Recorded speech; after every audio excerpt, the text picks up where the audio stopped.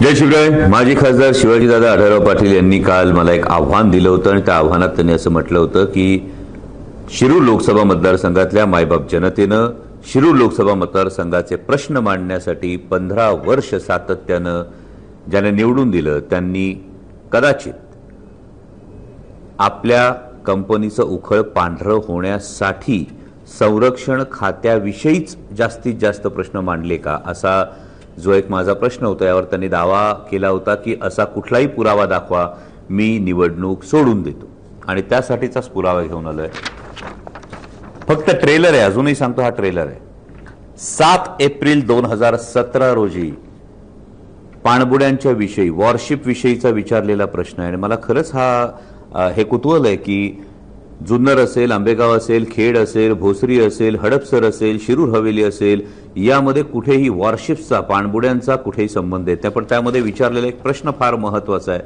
त्यांनी त्याचे डिटेल्स विचारलेले आहेत. त्यामध्ये मी प्रश्न क्रमांकही सांगतो, 5635 7 एप्रिल 2017. आणि माननीय माजी खासदारांनी याचं जनतेला उत्तर देणं गरजेचं आहे. कारण जनतेनं आपल्याला शिरूर लोकसभा मतदारसंघाचे प्रश्न मांडण्यासाठी हे केलेलं आहे. आणि त्यामध्ये त्याने आवर्जून उल्लेख केलेला आहे, काही भारतीय कंपन्यांनी याविषयी नापसंती दाखवलेली आहे.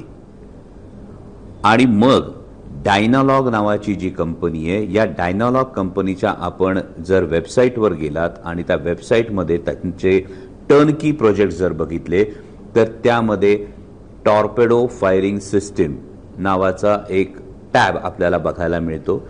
याचाच अर्थ हे कॉम्पोनंट्स डायनालॉग सप्लाय करते का, आणि त्याच वेळी ज्यांची ही कंपनी आहे ते आपल्या खासदारकीचा फायदा किंवा गैरफायदा घेऊन याविषयी भारतीय कंपन्यांच्या इन्व्हॉल्वमेंट विषयी प्रश्न विचारतात. उत्तरादाखल state of the art indigenous weapon sensor package हे त्यामध्ये फिट केलं जाणार आहे असं सांगितलं जातं. 7 एप्रिल 2017चा हा प्रश्न आहे.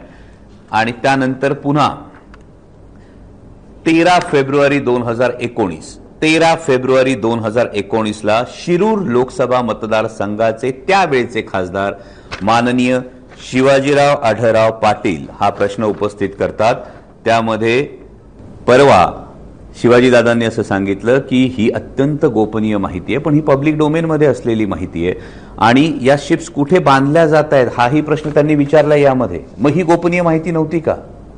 आणि या शिप्स कुठे बांधल्या जात आहेत यामध्ये पुन्हा त्यांनी असा सब क्वेश्चन जो विचारले, त्यामध्ये Indian companies have shown their displeasure. आणि पुन्हा ते विचारतात steps taken by union government to involve Indian companies. म्हणजे सरकार काय स्टेप्स घेत आहे भारतीय कंपन्यांना या प्रोजेक्टमध्ये इन्व्हॉल्व करण्याचं. हे कोण विचारतं तर एका अशा कंपनीचा मालक विचारतो, अशा कंपनीशी संबंधित व्यक्ती विचारते ज्या कंपनीचा एक कॉम्पोनंट, कुठले कॉम्पोनंट टेक्निकल त्यांनी खरं तर याचं स्पष्टीकरण देणं गरजेचं आहे. पण या वॉरशिप्सला काही कॉम्पोनंट सप्लाय करणाऱ्या कंपनीची व्यक्ती शिरूर लोकसभा मतदारसंघाचं प्रतिनिधित्व करत असताना प्रश्न विचारते की यामध्ये गव्हर्नमेंटने कुठली पावलं उचललेली आहेत या इंडियन कंपनीजना इन्व्हॉल्व करण्यासाठी. आणि त्याचं उत्तरादाखल पुन्हा येतं induction of the ship with large indigenised component 13 February 2019. त्यामुळे मला असं वाटतं जर शब्दाचे माननीय माजी खासदार शिवाजीदादा आढळराव जर शब्दाचे पक्के असतील तर त्यांनी शिरूर लोकसभा मतदारसंघातल्या मायबाप जनतेला याचं उत्तर देणं गरजेचं आहे की शिरूर लोकसभा मतदारसंघातल्या मायबाप जनतेनं आपल्याला 3 टर्म जेव्हा निवडून दिलं होतं, हे 3 टर्म निवडून दिलं जात असताना 15 वर्षामध्ये एकही मोठा प्रोजेक्ट शिरूर लोकसभा मतदारसंघाला आला नाही. परंतु या प्रश्नांच्या माध्यमातून नेमका कोणता प्रोजेक्ट कोणत्या कंपनीला मिळवण्याचा त्यांचा प्रयत्न होता याचं उत्तर त्यांनी देणं गरजेचं आहे. आणि मी जसं म्हणालो तसा हा फक्त ट्रेलर आहे.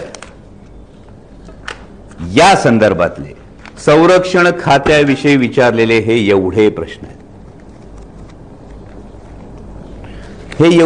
आहेत. हा पिक्चर अजून बाकी आहे.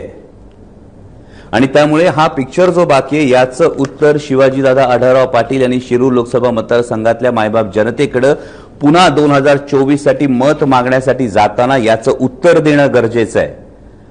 आणि जे आव्हान त्यांनी दिलं होतं हे सगळे पुरावे आहेत. मी फक्त 2 प्रश्न वाचून दाखवले. या पुढच्या काळामध्ये जर आपल्याकडून उत्तर आलं नाही तर या संदर्भातले इतरही प्रश्न मी वाचून दाखवू शकतो. मी आपल्याला तारखाही सांगून ठेवतो, कदाचित त्यांना त्याचा फायदा होईल. 17 मार्च 2017, 9 डिसेंबर 2016, त्यानंतर 26 डिसेंबर 2018. हे सगळे प्रश्न आहेत. अजून आधीच्या लोकसभांना विचारलेले प्रश्न अजूनही ह्यामध्ये सगळे पुरावे ठेवून तुम्हाला हे प्रश्न विचारतोय. त्यामुळे या प्रश्नांचं उत्तर आपण शिरूर लोकसभा मतदारसंघातल्या मायबाप जनतेला देणं गरजेचं आहे. आणि मला असं वाटतं की आता तरी ही नैतिक जबाबदारी स्वीकारून जे तुम्ही आव्हान दिलं होतं, मी पुरावे समोर ठेवलेत, आता तुम्ही उत्तर द्यायचंय की आता तुम्ही जसं म्हणाला होतात त्या पद्धतीनं तुम्ही शब्दाला पक्के आहात का, त्याप्रमाणे तुम्ही आता निवडणुकीतून माघार घेणार का.